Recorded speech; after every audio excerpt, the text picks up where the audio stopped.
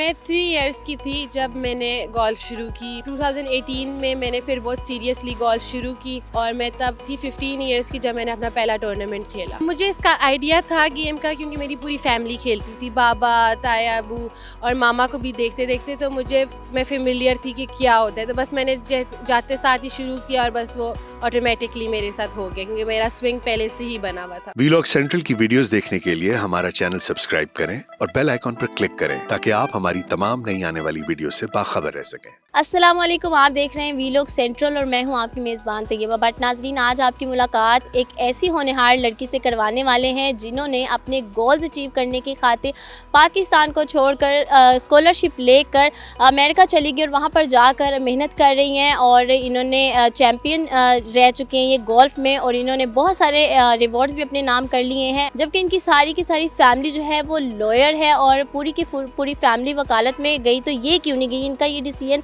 कैसा रहा और अब तक इन्होंने क्या क्या कुछ सीख लिया है और किन किन चैलेंजेस का सामना करना पड़ा है, इन्हीं से जानते हैं। अस्सलाम वालेकुम। वालेकुम सलाम। क्या नाम है आपका? सईदा ईमान अली शाह। सैयदा ईमान अली शाह, इतना लंबा नाम है सबसे पहले तो। अच्छा, आप बताएं कि क्या एज थी आपकी और ये इंटरेस्ट कैसे डेवलप हुआ? मैं 3 इयर्स की थी जब मैंने गोल्फ शुरू की। मेरे फादर को बहुत ज़्यादा शौक़ था और मुझे वो क्लब्स, वो जिमखाना लेके गए, रेंज पे मैंने शॉटें मारी और तब मैं बहुत छोटी थी तो मुझे इतना समझ नहीं थी 3 इयर्स के बच्चे को क्या ही समझ होगी, लेकिन स्विंग वगैरह हमारा बन गया था। और 2016 में मेरी मामा ने गोल्फ शुरू की थी और उनको देखते देखते कि वो हर रोज़ घर ट्रॉफ़ीज़ ला रही हैं और बहुत मज़ा कर रही, तो 2018 में मैंने फिर बहुत सीरियसली गोल्फ शुरू की और मैं तब थी 15 इयर्स की जब मैंने अपना पहला टूर्नामेंट खेला। क्या रूटीन होती है आपकी इसमें, किस तरह से आप मैनेज करती हैं, किस तरह से खेलना पड़ता है, क्या प्रॉपर ट्रेनिंग होती है? मैं तो सुबह 6 o'clock जैसे ही बस फजर के बाद जाती थी, पूरा दिन प्रैक्टिस करती थी कि बस सन से पहले पहले मैं प्रैक्टिस कर लूँ 2-3 आवर्स, कभी शाम को चले जाना और साथ स्कूल भी मैनेज करना था, पढ़ाई भी, एग्ज़ाम्स भी।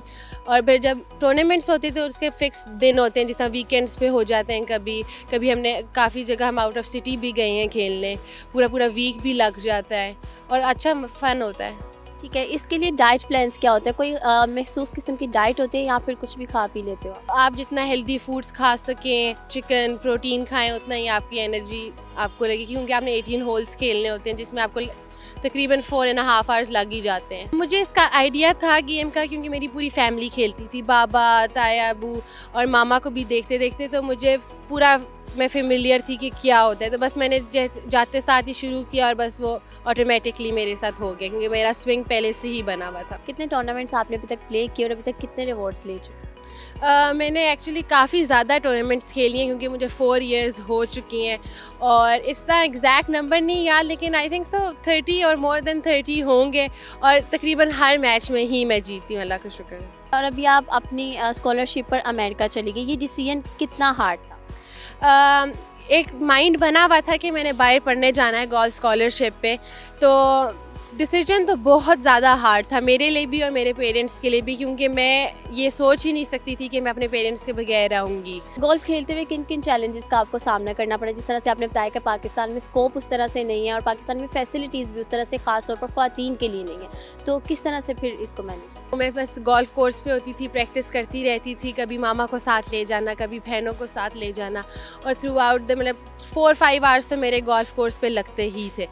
और फैसिलिटीज़ बस ये देखिए, गूगल, यूट्यूब, मेरी मामा तो एक माई बिगेस्ट कोच जो मैं कहूँगी वो मेरी मामा ही थी। बस उन्होंने बहुत सपोर्ट किया और उन्होंने ही मेरी मिस्टेक्स बताई, उन्होंने ही मुझे ठीक किया और मेरे फादर पीछे से जो सपोर्ट करना है उन्होंने किया है। जब हमने शुरू किया और एज ए फैमिली लोगों ने देखा कि हम प्राइज़ जीत रहे हैं मैचेस में, तो काफ़ी फैमिलीज़ ने अपनी बेटियां, बच्चे निकाले कि हम भी गोल्फ शुरू करते हैं। अब बहुत ज़्यादा हो गया है गोल्फ का स्कोप इधर पाकिस्तान में, लेकिन फिर फैसिलिटीज़ नहीं है और मैं बाहर इसलिए ही गई थी कि मैं अपना मेरा शौक़ भी है कि मैं कोई गोल्फ में डिग्री करूँ, लेकिन अभी मैं बिज़नेस एडमिनिस्ट्रेशन कर रही हूँ लेकिन मेजर माइनर मैं लूँगी गोल्फ़ का, कुछ कोचिंग टाइप। और पाकिस्तान में वापस आके लेडीज़ के लिए, गर्ल्स के लिए मैंने इतना टैलेंट देखा है कि सारी छोटी छोटी बच्चियाँ इतना खेलना चाहती, लेकिन उनको कोई सिखाने वाला प्रॉपर तरीके से नहीं है। तो अपनी पूरी एकेडमी बनाऊँगी उनके लिए, अभी मैंने ये सोचा है। आप थोड़ा सा डाइट प्लान के बारे में बता रही थी और जिम के बारे में बता रही थी कि जिम बहुत ज़रूरी है, तो जिम रेगुलरली बच्चियाँ जो ज्वाइन कर लेते हैं वैसा ही होता है या फिर थोड़ा सा डिफरेंट है? जिम तो मैं भी इधर करती थी यूट्यूब को देख के कि जो मेरी फेवरेट प्लेयर्स थी वो किस तरह एक्सरसाइज करती थी और क्या करती थी। आपकी स्ट्रेंथ होनी चाहिए, जो स्ट्रेंथ एक्सरसाइज आप कर सकें। हर चीज़ के लिए एक प्रॉपर वे होना चाहिए कि कोचिंग आपके पास हो, डाइट प्लान हो, जिम एक्सरसाइज हो, क्योंकि ये सारी चीज़ें ही आपकी गेम को इम्प्रूव कर सकती हैं। आप अपनी अलग प्रैक्टिस तो है, लेकिन प्रैक्टिस के साथ ये सारी चीज़ें आपके इर्द गिर्द होंगी तो आप अच्छा प्लेयर बन सकते हैं। फैमिली में आपके सबके सब लॉयर्स हैं, तो आपका इंटरेस्ट क्यों नहीं रहा इसमें? मेरे फादर लॉयर हैं और मेरे जो ताया अबू हैं वो सुप्रीम कोर्ट के जज हैं। और मेरी कज़न ने भी लॉ डिग्री की और मेरा भी फुल प्लान था कि मैं लॉ करूँगी और फिर मैं अपने बाबा के साथ ही उनकी फ़र्म ज्वाइन करूँगी। लेकिन जब मैंने बाहर यूएस पढ़ने का सोचा तो वहाँ का लॉ और हमारा लॉ फ़र्क है, तो मैं वहाँ इसलिए फिर मैंने परस्यू नहीं किया लॉ। और गोल्फ़ के साथ आई थिंक सो कि लॉ करना मेरे लिए शायद थोड़ा सा हार्ड हो जाता, और अगर मैं पाकिस्तान में रहती तो शायद मैं लॉ कर लेती गोल्फ़ के साथ। वो लोग जो नहीं अफोर्ड कर सकते और लेकिन उनके अंदर ये टैलेंट है, वो चाहते हैं कि वो ये अचीव करें गोल्स, तो उनके लिए क्या पैगाम देना?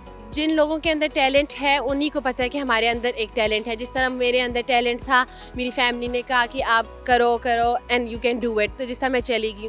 अब बाकी लोगों के अंदर भी हर स्पोर्ट्स का टैलेंट है, ये नहीं कि गोल्फ़ का हो, फुटबॉल का है, जिस भी है तो वो अपनी फुल प्रैक्टिस दें, फुल अपना हार्ड वर्क दें उस पर, और फिर इंशाल्लाह उनको भी स्कॉलरशिप ज़रूर मिलेगी। अप्लाई करें और जाएँ अपनी ज़िंदगी के 4 ईयर्स बाहर पढ़ें यूनिवर्सिटी और उनकी टीम के लिए खेलें।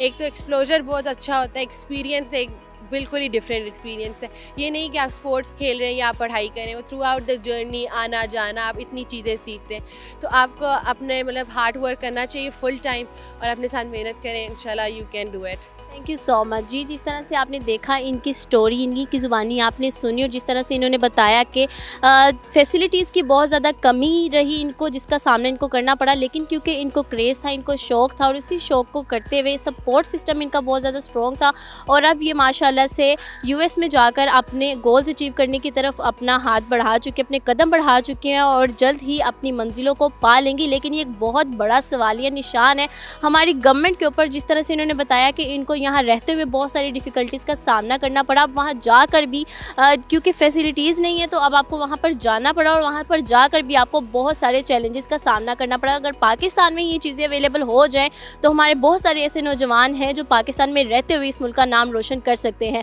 उम्मीद करते हैं आपको ये वीडियो अच्छी लगी होगी। अगर हाँ तो नीचे दी कमेंट सेक्शन में हमें ज़रूर बताएं। मुझे दे इजाज़त, मिलेंगे नई वीडियो में। अपना बहुत सारा ख्याल रखिएगा। अल्लाह हाफ़िज़।